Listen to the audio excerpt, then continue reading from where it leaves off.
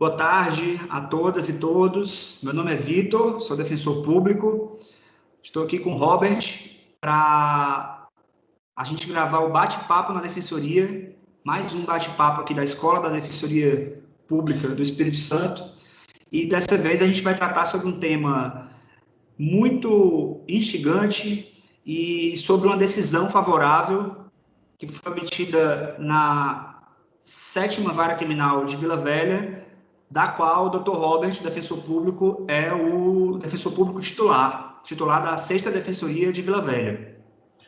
Robert, meu caro, boa tarde, tudo bem? Boa tarde, tudo bem, Vitor?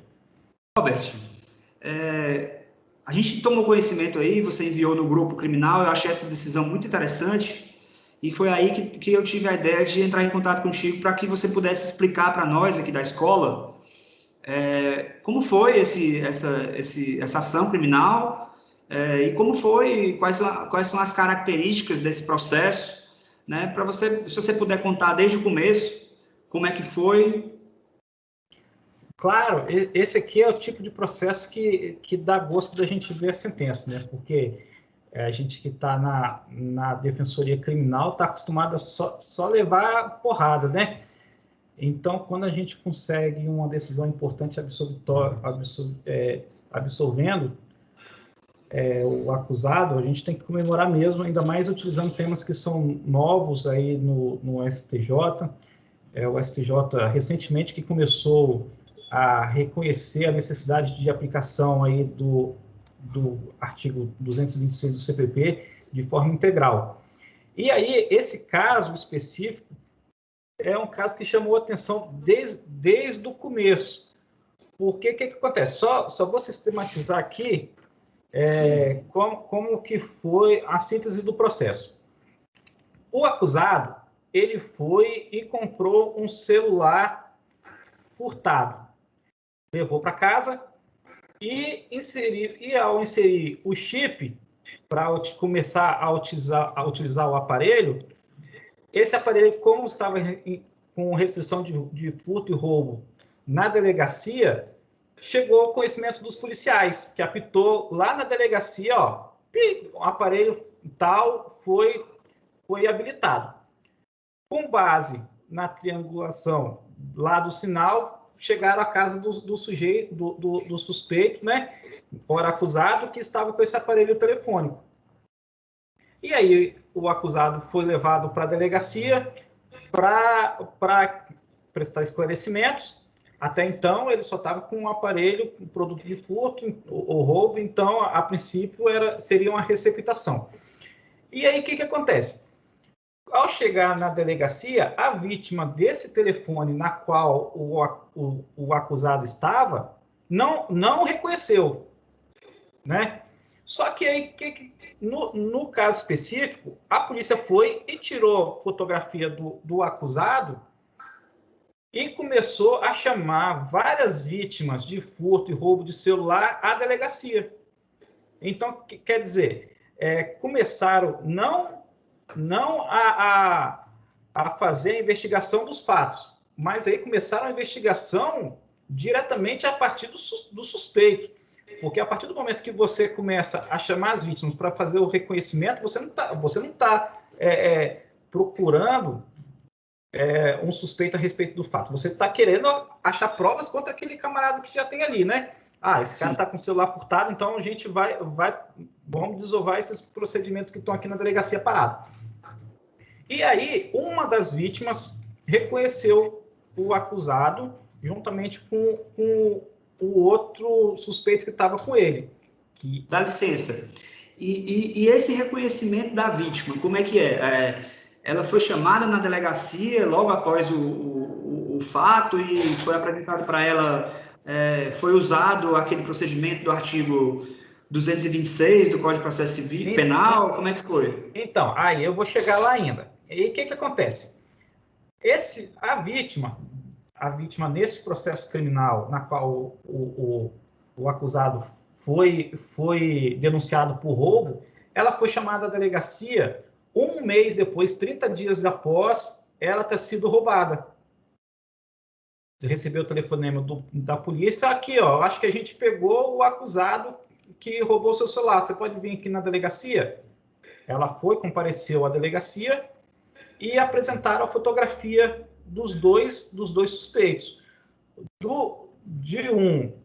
Esse que foi na delegacia só porque estava com o celular furtado, e aí ficou com a foto ali, e de um amigo dele.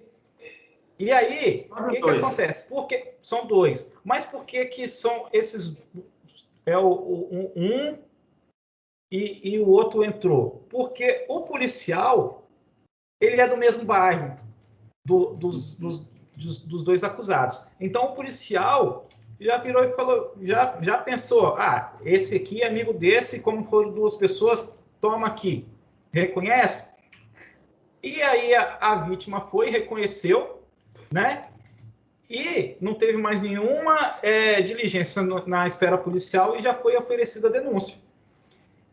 Nossa. Foi recebida a denúncia e aí veio para a apresentação da defesa preliminar. O que acontece? Na defensoria, como a gente recebe os processos criminais para a defesa preliminar sem conversar com a pessoa, a gente apresentou uma defesa preliminar bem genérica, né?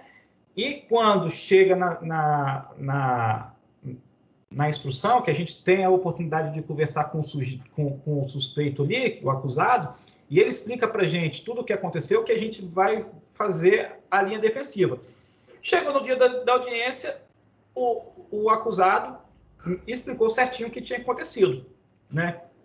E desde esse primeiro momento que eu conversei com o acusado, vi ali a versão dele e vi ali também como ele estava se sentindo injustiçado, porque ele estava achando que estava ali na audiência em razão da receptação. Porque a receptação ele falou, doutor, esse celular eu comprei furtado mesmo.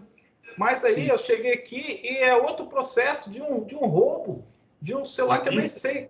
E o camarada chegou lá vendido na audiência. E aí, o que acontece? Ele sabia, né? Ele nem sabia o que estava acontecendo. Isso aí, porque ele leu mais ou menos ali a denúncia e aí ele é leigo, né? Ele vê ali mais ou menos os fatos, já não entende muito, vê ali os artigos e chegou lá na audiência, eu fui explicar para ele, ó, isso aqui é roubo, não sei o que lá, e aí, não, doutor, mas roubo não é absurdo, tal, eu fui pego com o celular furtado, realmente, a polícia chegou lá em casa, e aí fui falar para ele tudo que estava ali no processo. E aí, neste momento que a gente foi fazer, né, a estratégia defensiva a respeito do tema. E aí, Vitor, que entra a importância de conhecimento técnico por parte do defensor, não porque eu tenho conhecimento técnico, né, da matéria, assim, de falar, não, mas porque um pouco antes dessa audiência, dessa instrução, eu participei de um curso da ANADEP que foi específico no reconhecimento de pessoas, né? E aí, para realmente a gente combater essa questão de reconhecimento indevido, reconhecimento por show-up, reconhecimento sem enquadramento justo, né? E de necessidade de cumprir o que está previsto no artigo 226 do CPP, né? E aí, foi o primeiro caso assim, que eu fui aplicar realmente esses aprendizados desse curso no cotidiano forense. E aí a minha defesa foi justamente arguindo tanto a vítima, arguindo tanto a testemunha, com base nesse conhecimento adquirido no curso. Deixa eu te perguntar uma coisa. Você falou aí de algumas espécies de reconhecimento, né, que vão de encontro ao que está no 226. O 226 tem lá um procedimento formal, mas aí, na prática, o que é esse reconhecimento show-up que você falou? E qual a diferença dele para aquele conhecido álbum de fotografias, né? Porque esse álbum de fotografias já é uma prática bem conhecida, mas esse show-up aí talvez seja uma coisa mais específica ainda. Então, o show-up, ele é na doutrina, é chamado aquele reconhecimento que a pessoa é chamado à delegacia ou em juízo e faz o reconhecimento de uma só pessoa. Um sujeito é apresentado para ele para que a vítima fale, é esse aqui que cometeu o crime? E aí nós temos um problema sério, porque o show-up é a forma de reconhecimento que mais gera injustiça no processo criminal. Porque nós temos ali o Estado apontando o dedo para um sujeito e falando para a vítima, aqui, ó, vítima, nós somos o Estado, nós estamos averiguando o crime e nós achamos que essa pessoa aqui, de acordo com nossa investigação, nossa instrução criminal, é a pessoa que cometeu o crime. E quem é você para duvidar da gente, né? Isso, a exatamente. Pessoa pensa assim, exatamente. Quem sou eu para duvidar do Estado? Exatamente. E aí, a gente naquele ditado pau que bate em Francisco, e aí eu acho que tem que ser utilizado o mesmo entendimento que os tribunais aí falam a respeito da veracidade, da presunção de veracidade do depoimento do policial, né? Se o policial tem a palavra do policial tem especial relevância para testemunha, né? Lá no depoimento como testemunha, para a vítima também. O policial, na hora que chega para ela e fala bem assim, olha aqui, ó, esse cara aqui, a gente acha que foi ele, a gente fez a investigação e chegamos nele. É ele. E aí a vítima fica assim, eu acho que é, né? É ele. Porque nós temos aí o Estado apontando o dedo para o sujeito falando bem assim, ó, nossa investigação chegou a esse camarada aqui. Então, o que acontece? A investigação e o reconhecimento pessoal pelo show-up é a que mais gera o erro judiciário, né?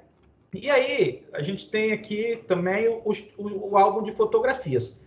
O álbum de fotografias consiste num procedimento totalmente ilegal, porque não tem critério nenhum para a autoridade policial, né, ter aquele álbum ali. E ali nós temos na delegacia um álbum de fotografias com várias pessoas suspeitas, na qual a vítima é chamada a apontar uma. E aí, qual que é o problema do álbum de fotografias? Que muitas vezes, né, aquelas pessoas ali todas são apontadas como potenciais bandidos, né? E aí que entra a necessidade de observância da regra do 226 e aí com aí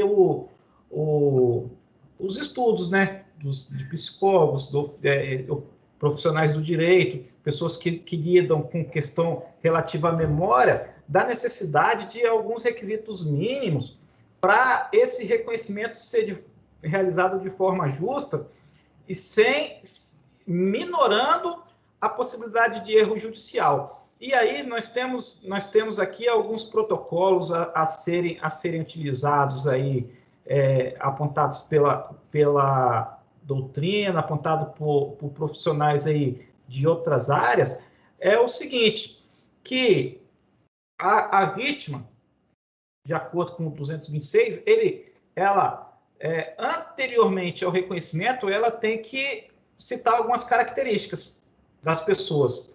Ela tem que falar, ó, o cara que me assaltou, ele é branco, tem um cabelo liso, tem barba, tem uma tatuagem de um coelho no braço, né? E aí, o que acontece? Tem que ser feito um alinhamento de várias pessoas com características parecidas. Não adianta você pegar, igual a gente está acostumado aí no dia a dia forense, né, na qual a gente pede o reconhecimento pessoal, do juiz virar e falar bem assim, pega lá uns 3 presos que estão ali embaixo, né? E aí chega lá um preso de 1 metro, e aí a gente está falando no mundo ideal na qual a vítima fala antes, né? Quais são as características, mas a gente sabe que no dia a dia esse procedimento não é seguido, aí já começa errado por aí. A gente pede o reconhecimento, o juiz fala o seguinte, vai lá, o policial penal, vai lá embaixo, pega uns 3 presos que tem lá. Aí vem para o reconhecimento, né? Aí chega um de um preso de 1,50 m, outro de 2,5 m, né? E o outro é um alemão de 1,80 m, com piercing e com uma tatuagem de estrela na testa. Então, assim, é um alinhamento totalmente injusto, porque o que acontece? Se tiver uma característica especial em um desses três, a pessoa vai ficar bem propício ela indicar aquela pessoa na qual as características se aproximam do sujeito que ela tem como o autor do fato. Então, o que acontece? Nós temos aqui que prezar por um alinhamento justo, de acordo com os profissionais que lidam com a área. E como que seria esse alinhamento justo? Seriam pessoas com características parecidas, né, com idades parecidas, e para que a vítima realmente forneça um reconhecimento de forma clara e mais precisa possível. E aí o que acontece? A vítima tem que ser cientificada também, e aí outra coisa que não acontece no dia a dia forense é o seguinte: olha só, a gente vai apresentar aqui as pessoas, o acusado ou o autor do fato pode estar aí ou não, né? Pode estar aí ou não. Por que isso? Para ela não se achar na obrigação de ter que reconhecer alguém. Indicar alguém. Porque se ela chega lá, tem um juiz, tem um promotor, tem um defensor, tem lá todo mundo olhando para a cara dela, e aí, você reconhece alguém? Reconhece aí? Se não reconhecer, eu não sei o que vai acontecer, não. A pessoa tem que chegar ali sem carga, sem um peso nas costas, né? De ter a obrigação de reconhecer alguém.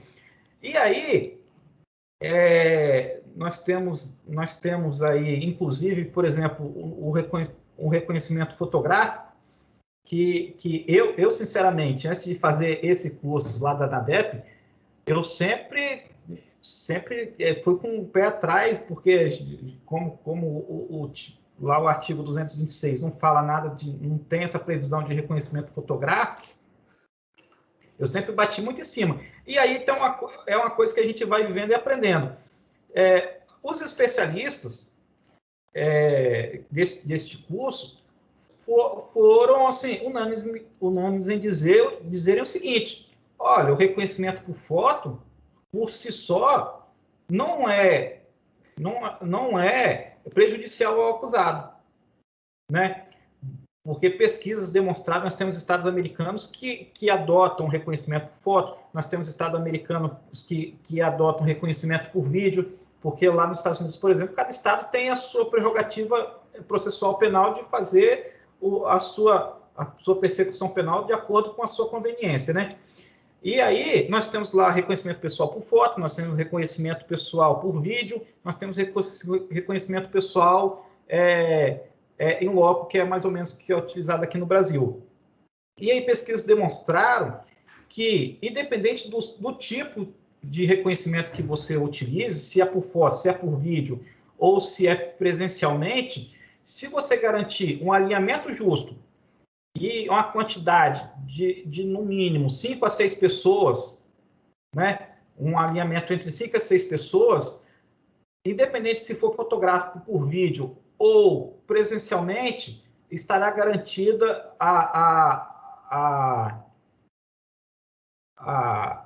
como se fala? A isonomia. A isenção da vítima e a garantia de que ela ali vai escolher uma pessoa, né, de acordo com as características que ela tenha certeza que seja a pessoa, o autor do fato, desde que ela tenha ciência prévia de que ela não é obrigada a reconhecer ninguém, né? Então, assim, voltando para o caso específico, esse caso, e aí eu fiz mais ou menos uma explanação de como seria no mundo ideal, né, para evitar esses erros judiciários que a gente vê. E aí, no caso específico, foi feito tudo errado, porque a vítima reconheceu por show-up,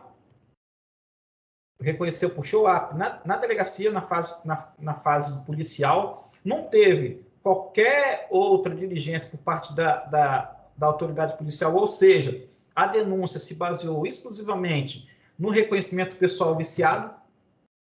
E aí que entra uma questãozinha que é o seguinte: o policial que foi ouvido. O policial que foi ouvido, ele afirmou que morava no bairro do cara, dos acusados. E aí, em juízo, ele afirmou que já tentava, sabia que o cara era ladrão, sabia que era bandido, só que nunca conseguiu testemunhas. Olha a que ponto chegamos. O cara, a testemunha era policial, falou que já morava no bairro, já tenta tempos, prendeu o acusado, só que nunca tinha conseguido provas. E aí, graças a Deus, que conseguiu essa testemunha, essa vítima que reconheceu o acusado.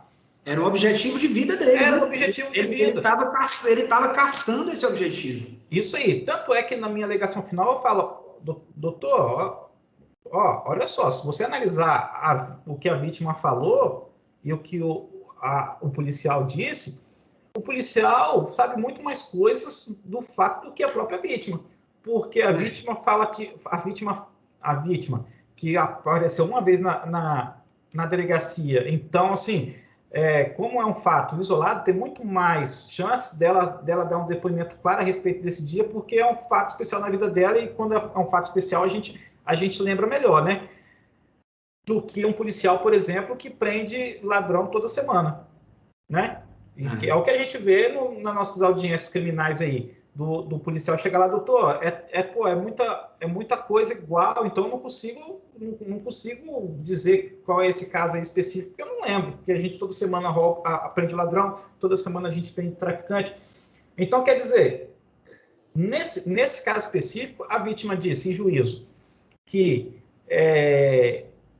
ela foi na delegacia, reconheceu apenas um acusado, não foram os dois que ela reconheceu, disse que ela não sabia dizer o acusado que ela reconheceu, se era o garupa da moto ou se era o motorista, não sabia dizer quem que estava armado no momento da abordagem, né? E aí, tudo bem, a gente entende que a senhora não reconheça e não tem essas informações, que o fato já tem um tempo, o fato acho que é de 2020 ou 2019, alguma coisa assim. E aí o policial, quando foi ouvido, eles, não, doutor, ela reconheceu os dois. Inclusive, ela falou que fulano estava com a arma e Beltrano estava pilotando. E foi ciclano que desceu da motocicleta. Então, a gente via que tem alguma coisa errada aí, porque não tem como o policial que lida com isso todo dia no seu cotidiano lembrar mais das coisas do que a vítima, né? E aí é mais ou menos o que você falou, que parecia que era o objetivo de vida do policial, era prender aquele camarada ali. Aí o que acontece? Eu fiz o requerimento, apesar de, e aí entro de novo nesse aprendizado que a gente fez aí nesse curso, e aí repassa aí para os colegas, né? Que é o seguinte: o reconhecimento pessoal só se faz uma vez, né? Não adianta você, se foi feito um reconhecimento pessoal de forma indevida na delegacia, já viciou o reconhecimento pessoal em juízo, porque aquela pessoa já tem na sua memória uma pessoa apontada como criminoso, né? Para ela apontar novamente. Então, vamos supor que tenha um álbumzinho, uma fotografiazinha sua lá, Vitor, na delegacia de polícia, e aí a gente não sabe se tem, pode ter uma fotografiazinha sua lá, uma fotografia minha, né? Quem sabe? E essa pessoa vai e olha a sua foto e aponta, é esse cara aqui que me roubou, né? Então ali ela já tem na mente dela as suas características como o bandido que efetuou o roubo contra ela. Daqui a um mês, ela é chamada lá no fórum, e aí a gente tenta consertar, né? Tenta consertar o que foi feito errado na delegacia. Não foi feito o reconhecimento pessoal de forma correta na delegacia, então vamos fazer de novo, em juízo. Isso aí, de acordo com quem entende da área, já não garante um reconhecimento de forma justa, em razão desse conhecimento prévio, né, subconsciente da pessoa a respeito de quem ela deva reconhecer. Tem até aquela questão, né, que também se fala aí sobre os especialistas dessa fase dessa parte de psicologia e de falsas memórias, né? A questão do viés de confirmação, né? Porque assim, quando você, o que se diz é o seguinte: o ser humano ele luta diariamente para não ser contraditório, todos nós, para não cairmos em contradição. Tanto que quando você cai em contradição, se você está numa roda de amigos, alguém aponta, e isso vira uma certa piada, né? Então, se a pessoa confirmou lá atrás algo, ela vai tender a confirmar depois em juízo, porque ela não quer se contradizer. E quando é um policial, ou então algum agente do Estado, mais ainda, né? Porque aí pode até ser, sei lá, pode ser visto isso como um problema funcional na vida dele, na carreira funcional, porque ele vai reconhecer um erro. E esse erro pode entrar em algum problema de advertência, na ficha funcional dele. Então, isso é bem complexo, né? Essa questão psicológica aí também envolvida, como você falou. Uhum.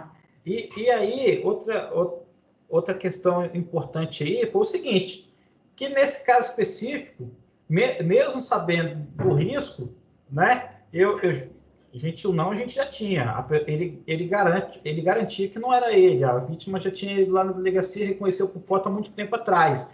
E aí, se era mais ou menos aquele caso de a condenação a gente já tem ali, né? De acordo com o que o policial falou, tal.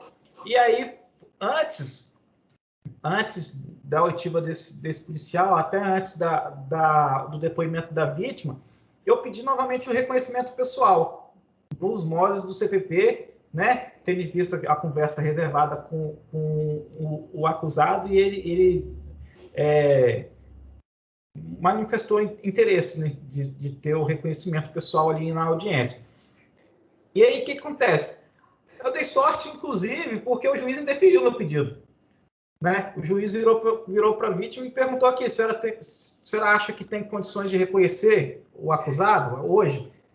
Aí a vítima: doutor, acho que não tem não, porque você já tem 2 anos. Então está indeferido o pedido da defesa. Mas, na verdade, era exatamente o que eu queria mesmo. Porque né, eu queria, na verdade, era desde o começo bater nesses reconhecimentos pessoais e falar bem assim: fui cerceado, porque eu pedi o reconhecimento pessoal de acordo com a lei, vocês negaram, né? Então, assim, foi até uma estratégia muito legal essa aí de você, assim, correr o risco do juiz deferir e eu me ferrar, né? Não porque achava que o acusado era acusado, era realmente culpado, né? E aí ia se safar. Mas por achar que, inclusive, ia ser difícil fazer esse reconhecimento lá no fórum, porque para achar as pessoas, né, para fazer esse alinhamento justo, de acordo com o acusado ali, pegar uns estagiários, porque como o acusado estava respondendo solto, ele chegou com camisa normal, calça, né? E aí, para a gente achar estagiários mais ou menos no mesmo perfil físico, porque a gente sabe que a grande maioria dos estagiários de direito no Fórum de Vila Velha, por ser um fórum localizado no município já de alta renda, igual como em Vitória, você acha, se bobear, você não tem um estagiário negro ali. Não tem, né? Não tem. Então, ia ser difícil para arranjar 6 pessoas ali mais ou menos na mesma característica. Então, eu joguei barro para ver se cola, e colou. E aí, o que acontece? Teve a instrução, não teve esse reconhecimento novamente, né, com alinhamento justo, tal. E aí, foi para alegações finais, o Ministério Público pediu a condenação, falando que o policial falou que é ele. E aí foi para a gente fazer alegações finais. Nessas alegações finais foi o tipo de alegações finais que a gente pega e faz com sangue no olho, não tem? E aí, não sei se eu te mandei a alegação final para você dar uma olhada, mas a alegação final, assim... Eu vi só a sentença. 11 ou 12 laudos, e aí eu coloquei alguns dados fiz uma pesquisa. Inclusive, vou citar aqui alguns dados dessa pesquisa que eu fiz. O Ministério da Justiça fez, acho que, salvo me engano, em 2014, 2013, depois eu te mando aí o relatório dessa pesquisa, justamente a respeito do reconhecimento pessoal e a sua abrangência, tanto na fase extrajudicial como em juízo. E aí, para você ver como que essa falta de aplicação do artigo 226 do Código de Processo Penal, ele está sendo uma fábrica de reconhecimentos pessoais e, em consequência, uma fábrica de condenações, muitas vezes injustas. Nós temos aí vários casos, nós tivemos aí... eu estava vendo essa semana aqui, não salvo me engano, se não foi no Instagram da Janaína Matida ou no Alexandre Moraes da Rosa, falando do camarada que recebeu a absolvição lá no Rio de Janeiro porque foi reconhecido por WhatsApp, ou fez foto de Facebook, alguma coisa a respeito. Mas lá em 2014, depois daqui a pouco eu olho aqui, porque como eu estou aqui nessa página específica, e olha só como que o reconhecimento pessoal fora dos padrões ele é um câncer hoje no processo criminal. Essa pesquisa foi feita com defensores públicos, delegados, agentes de polícia, promotores e juízes de direito. Os entrevistados, eles nessa pesquisa, quando indagados sobre a importância do reconhecimento pessoal na atividade probatória, foram unânimes ao colocar que o reconhecimento é fundamental e decisivo para a conclusão do processo. Ponto. Dentre eles, foram unânimes para falar bem assim, o reconhecimento é fundamental, tem que ter, né? Dentre eles, 77% indicaram que o reconhecimento muitas vezes basta para a condenação. Olha só. Ou seja, nós temos aí 77% do público que atua na área do direito, né? E aí eu creio que esses 23% aí são os defensores públicos que fizeram a pesquisa, né? Porque porque como que eu creio que a galera depende também como foi feita a pergunta, né? Se eles estavam ali falando que no dia a dia forense é isso que acontece ou se eles concordam, né? Porque aí nós temos a diferença entre o que é o dia a dia forense dele falar bem assim, não, realmente no nosso dia a dia, né? O que a gente vê o reconhecimento passa para a condenação, ou se é a percepção pessoal dele de falar bem assim, eu acho que realmente, porque aí dependendo qual é o posicionamento, pode ter defensores a mais aí descambando para o outro lado. Mas, de qualquer forma... Você falou do Alexandre da Rosa, eu lembrei de uma entrevista que eu assisti recentemente com o Zaffaroni, naquele podcast Segurança dos Direitos. É um podcast do Rio de Janeiro, excelente. E aí ele falou o seguinte, em resumo, né? Depende muito da forma como o operador do direito, né? O juiz, o promotor, o defensor, vê o processo penal. Tem aqueles que veem como instrumento para uma condenação e aqueles que veem como uma contenção do poder punitivo, né?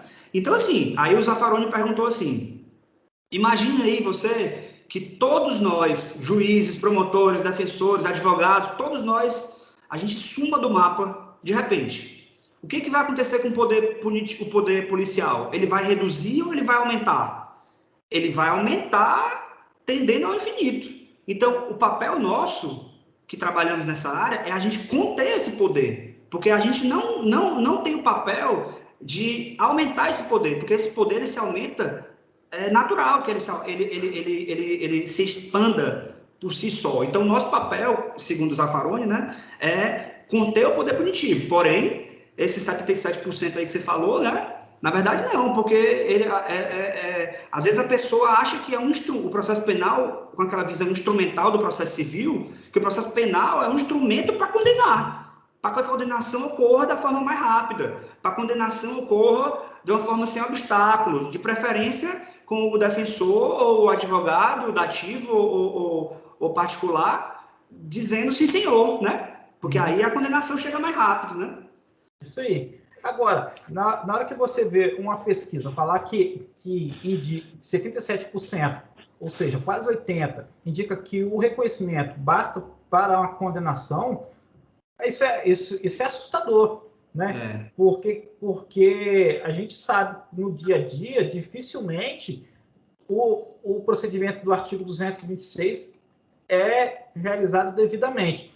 Eu acho que é por isso também que, recentemente, de um tempo para cá, né, o STJ tem mudado seu entendimento de que, no sentido de que é necessário, né, a análise e a aplicação do artigo 226 da forma correta. Porque a jurisprudência, até uns 2 anos atrás, era o seguinte: não, isso aí é um conselho, né? Não tem aplicação obrigatória. Você faz do jeito que você quer, né? Só que eu acho que com a grande questão aí é o desenvolvimento das tecnologias, né? Redes sociais, e aí esses erros judiciários hoje, muitas vezes, todo mundo tem um celular, todo mundo tem um Instagram, um Facebook, e aí como esses erros judiciários, em razão de reconhecimentos indevidos, estão virando motivo de vergonha para o judiciário, né? Eu acho que o judiciário tá analisando isso aí com mais carinho. Mas essa pesquisa foi feita pelo Ministério da Justiça e pelo IPEA em 2015. Depois eu te passo também aí o PDF da pesquisa, né, porque é muito interessante dar uma analisada nele, porque tem uns dados aqui alarmantes a respeito de gráfico, né, tem as tabelas, tem aí a questão do impacto do testemunho, o percentual das formas de reconhecimento, e aí nós vemos aí que quase totalidade é feita por show-up, ou por WhatsApp, ou por Facebook. Nós temos um problema sério de que o acusado, antes de ser levado, né, ao reconhecimento formal, mesmo nas hipóteses em que haja o reconhecimento formal, é mostrado antes para a vítima no camburão, né? Muitas vezes tem um furto, e aí o cara furta o roubo. O roubo é mais fácil de explicar, né? O cara efetua o roubo agora do seu telefone, sai correndo, e você aciona a polícia vai atrás e é pego daqui a uns 20 minutos, em fuga. A polícia vem, te mostra que foi esse cara aqui que pegou o seu celular, foi ele, você foi ele mesmo. E aí, então vamos para a delegacia todo mundo. Aí leva para a delegacia e chega lá, coloca lá para reconhecer, coloca 3 pessoas, né, tira a fotinha, e aí o judiciário coloca isso aí no procedimento como se fosse o reconhecimento pessoal feito nos moldes lá da lei, mas quando, na verdade, o que está por trás disso aí foi tudo legal, porque, porra, não tem por que fazer esse reconhecimento, essa figuração, sendo que o cara foi visto antes, lá no camburão da polícia, né, e apontado que foi essa pessoa aqui mesmo. Ah, foi. Ah, beleza, então vamos para a delegacia. Então, assim, tá tudo errado. E como você disse, Vitor, o processo criminal hoje é uma fábrica de condenação, né? O juiz muitas vezes está ali de saco cheio, que tem que figurar ali e ouvir o réu, a versão dele. Porra, a gente viu hoje, né? Aquele juiz falando bem assim: pode falar o que você quiser, eu não estou nem te escutando, estou mexendo em outro processo. Rapaz, isso é um absurdo, porque esse juiz aí não está fazendo audiência, né? Pode estar fazendo qualquer coisa, menos audiência. Então, assim, nós temos esse problema sério. Graças a Deus, esse procedimento aqui, a gente obteve êxito, a Defensoria obteve êxito, e na verdade, eu queria que o Ministério Público recorresse para virar jurisprudência, né? Porque é um caso que eu tenho certeza que a gente também ia ganhar no TJ e ia ter um julgadozinho lá, um acordo para a gente utilizar. Porém, o MP não recorreu e aí parou por aqui mesmo.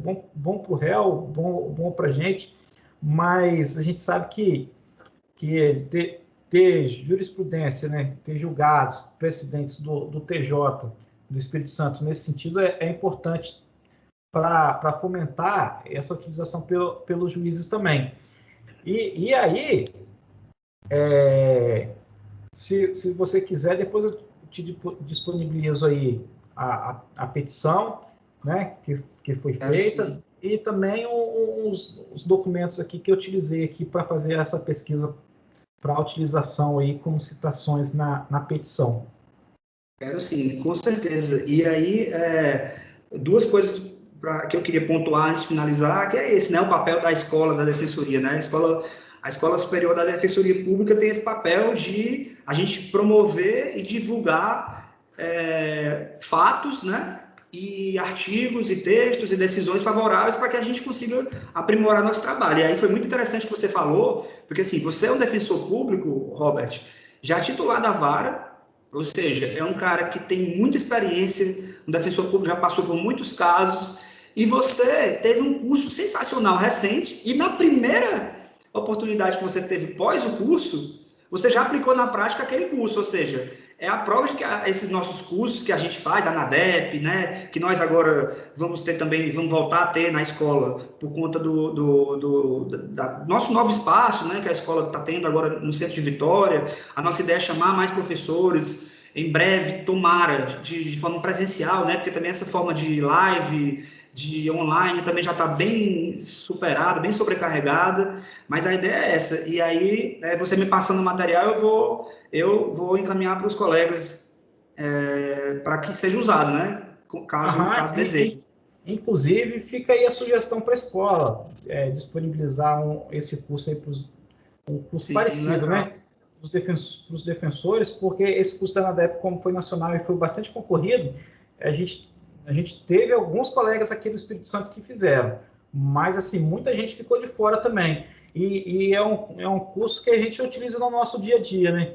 Eu por exemplo, impugno pelo menos uma vez por semana algum reconhecimento, né? Sim. Mas aí são casos mais difíceis, que tem outras provas, mas essa questão de reconhecimento, puxa o lápis, reconhecimento sem alinhamento justo, reconhecimento sem que a vítima seja cientificada de que o autor do fato pode ou não estar ali, porque isso é importante, né? Porque o que acontece? O camarada pode não estar ali, o autor do fato. Porque se o acusado for inocente, o autor mesmo não está ali, né? Então, é uma injustiça em dobro, né? É uma injustiça em dobro, porque você pega um inocente, acaba com a vida do cidadão, e o outro que né, se for para ser punido, nunca vai ser punido, porque nem vai estar lá. Isso aí. E aí, nós chegamos... E também a questão dela citar algumas características anteriormente, né, ao reconhecimento. Antes de colocar ali a pessoa no alinhamento, a vítima falar, é preto, tem tatuagem, algumas características físicas da pessoa para colocar ali pessoas mais ou menos com as mesmas características dessa pessoa de acordo com essas indicações que ela fizer. Só para também já encaminhar para o nosso final, inclusive eu acho interessante o posicionamento do Auri Lopes Júnior a respeito de como ele acha que seria o ideal o reconhecimento. O Auri Lopes ele fala o seguinte, que na visão dele seria melhor o reconhecimento se fosse 1 a 1, né?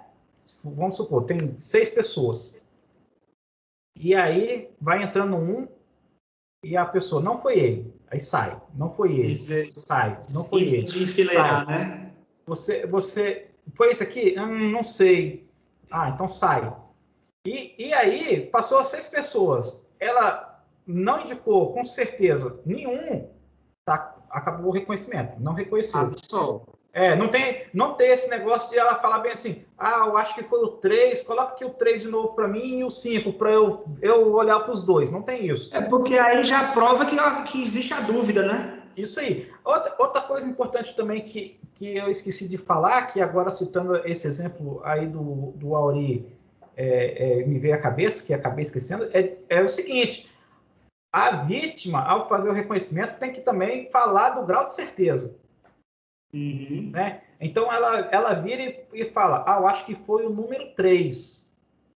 E aí, tem que ser perguntada para ela, qual o seu grau de certeza a respeito disso? Né? Porque ela fala bem assim, tem 50%. E aí ela não está reconhecendo, né? Ela tá ali em dúvida, mas pegou o mais parecido com o autor do fato. Então, assim, ser perguntado, ela apontou algumas das pessoas como autor do fato. Tá, foi o número 3. Qual o grau de certeza que a senhora tem, que foi o número 3? Tem certeza absoluta? Tenho certeza absoluta, está reconhecido. Tenho 50%. Mais ou menos. Tenho 80% de certeza. E aí o juiz, então não reconheceu, porra. Se você tem 80%, tem 20% de não ser ele. E aí o juiz tem que constar na ata. Das duas, ou falar não reconheceu, ou no mínimo colocar ali, a vítima apontou o número 3 e disse ter 80% de certeza. Isso aí tem que constar na ata do reconhecimento, porque na minha visão, isso aí ela não reconheceu, né? Interessante, viu? Isso aí também é uma coisa importante. Então, é por isso que eu estou falando, Vitor, que esse é um tipo de curso que eu acho interessantíssimo na escola, né? Chamar alguma pessoa aí que seja profissional na área para palestrar para os defensores públicos, porque é um tema que a gente aborda cotidianamente nas nossas varas criminais, né? E até nas varas também de infância, de infância criminais, né? Com fatos criminais. E aí, o que acontece? Para as pessoas também, para os defensores, utilizarem esse tipo de conhecimento, né? Que eu adquiri a respeito desse curso. Porque eu vou ser sincero com você, se eu tivesse feito esse curso, essa alegação final ia ser totalmente diferente, né? Óbvio que eu ia alegar, né? Não tem prova, esse reconhecimento não foi feito nos moldes dos 226. Isso tudo aí são tópicos de defesa que a gente sempre utiliza. Mas quando você utiliza dados e nomenclaturas técnicas, né, a respeito do tipo de reconhecimento, de falar bem assim, esse reconhecimento foi para o show-up, né? O juiz muitas vezes não sabe e vai ter que estudar. E aí ele fica, esse cara sabe mais do que eu, então a chance dele estar certo é maior. Vou absorver. Né? É o que você falou, né? É o que você falou. Esse curso aí te deu a possibilidade de fazer a alegação final com sangue nos olhos, que foi a alegação com esse recheio, assim, digamos, né, de informações e de técnicas, né? E aí, Robert, para finalizar aqui, te agradeço, tá? Pela conversa, pela exposição, pelo bate-papo, foi sensacional. Eu sou muito grato aí pelo seu tempo, e aí fico feliz também por estar proporcionando que as pessoas conheçam, né? E a ideia nossa, obrigado pela sugestão, a ideia nossa da escola é essa mesma, é a gente promover cursos mais ligados a aspectos práticos, né? Que vão impactar a vida do assistido diretamente, porque isso aí, essa sua atuação aí, que eu parabenizo mais uma vez, é a Defensoria Pública atuando além da orientação dos assistidos, defesa, ela atuando como verdadeira promoção de direitos humanos, né? No caso aí dos direitos humanos da ampla defesa, né? E do processo justo, né? Do julgamento justo. Esse camarada aí, esse assistido réu, ele teve o direito humano de um julgamento justo promovido por você, defensor público, pela Defensoria Pública, né? Muitas vezes a gente esquece, e é talvez pouco falado, esse trecho do artigo 134, né? Com a modificação de 2014, que a Defensoria é a única instituição que tem essa função de promoção de direitos humanos, né? E assim, não é porque a Defensoria é melhor ou pior, não, é só porque tem essa característica de distinção. E a gente tem que cada vez mais incorporar que a gente, como defensores e como defensoria, a gente tem esse papel essencial de promoção de direitos humanos. E a promoção, ela dá uma ideia, assim, na linguagem de você atuar, né? Promover é você ser proativo, não é você esperar. E é o que você fez, foi atrás de fazer o curso, usou na primeira oportunidade e salvar a vida desse camarada aí que escapou do Chilindró, né? Escapou da prisão terrível que ele poderia estar lá se não fosse uma coisa, assim, bem feita, né? Obrigado, viu, Robert? Só lembrando que esse camarada aí estava respondendo a um crime de roubo, né, qualificado, né, majorado, né, o roubo majorado, com concurso de pessoas e arma de fogo. Então, esse camarada aí ia levar um cilindro alto. E analisando por esse lado aí, a gente fica feliz porque nós fizemos justiça mesmo, né? E assim, eu tinha convicção que esse camarada era inocente. Porque a gente que trabalha também e aí eu até faço que a gente, na nossa experiência, no nosso cotidiano, eu tenho, desde quando entrei na defensoria, eu atuo na área criminal, né? E a gente tem aquele feeling do assistido quando ele está negando, assim, aquele tom de injustiça, não tem? De você se sentir injustiçado. Esse camarada estava lá se sentindo injustiçado, justo porque ele achando que estava ali por causa de uma receptação e quando, na verdade, ele estava sendo imputado um crime de roubo. E, assim, foi muito gratificante. Eu fiquei orgulhoso da minha atuação, tanto que saindo passando aí para os grupos aí da Ainda vida. bem que você fez isso, né? Porque só assim eu teria a chance de tomar conhecimento aí, a gente ter esse bate-papo. Pois é. Valeu então, Robert. Mas foi legal o bate-papo, gostei. Que seja o primeiro de muitos aí. Eu não tenho muito que ensinar, não, né? Eu tenho muito mais para aprender, mas gostei do bate-papo. Eu também gostei muito, cara. Um abraço, viu? Valeu. Valeu, abração. Tchau.